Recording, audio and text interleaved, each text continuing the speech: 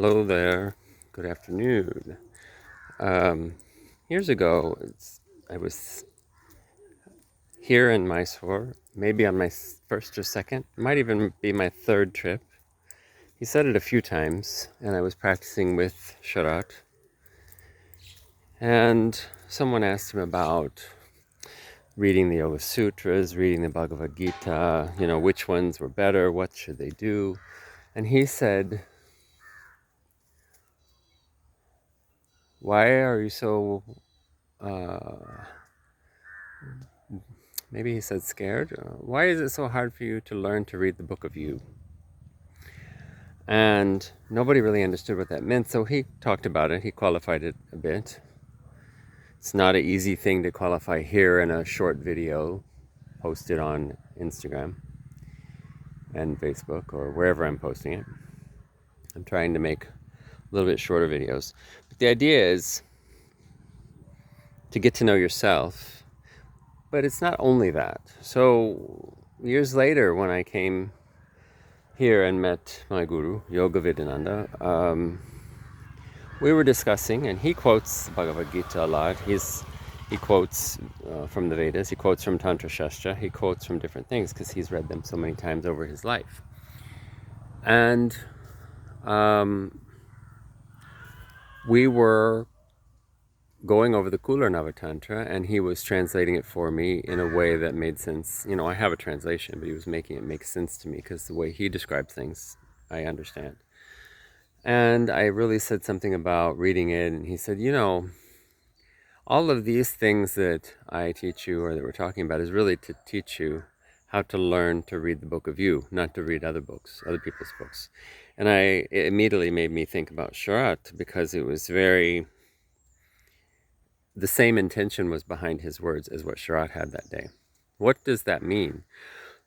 I'll tell you in the context of our Devi here. Our Devi here is Pratyangita. She took her name from two rishis, Pratyanga or Pratyangi, depending on who you hear the story from, and Angiras. Pratyang means to turn within, to turn things backwards, to turn them around.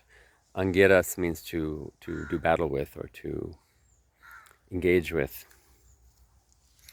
And typically what we're doing in our life is paryang. We're taking our indriyas. Our indriyas are our senses, our emotions, our senses. Sight, taste, hearing, smell, touch, and going out and being affected by everything externally.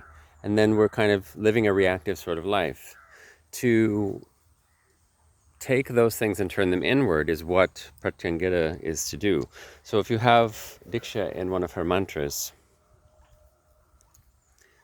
the mantra is meant to take your mind and turn it inside. So when you start having a sense of the outside thing going on, you stop it and you turn it around and put it within your body. Put it within your body. Think about the body. You don't have to, eventually it won't be about the body, but at the beginning it's going to be about being in the body. And while you're chanting the mantra, feeling and observing where each syllable is affecting you physically. And then it becomes something deeper and something energetic. And then eventually, with time, it becomes something altogether different.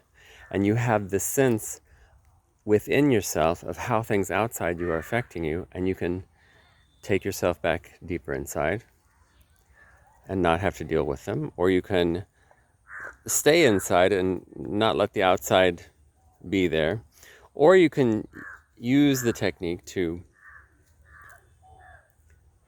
become really strong, like they call a Vira Sadhaka, a warrior, or Divya Sadhaka is one who transforms everything into divinity within themselves. At a certain point in your sadhana, you're able to do that, ideally. So, you become strong mentally, so that the things that are happening outside don't affect you inside. So just think about that. Go through your day. See what's bothering you. Notice if you can turn that sense that's feeling that feeling around within yourself, and not let it create a reaction with you, but move forward in action within yourself and see if you can slowly develop this strength. You don't have to have a mantra to do that. Sorry, there's a mosquito. You don't have to have a mantra to do that, but a mantra is very well suited to doing that. So it helps that process along more quickly. Quick is not a good word because it doesn't happen fast. With more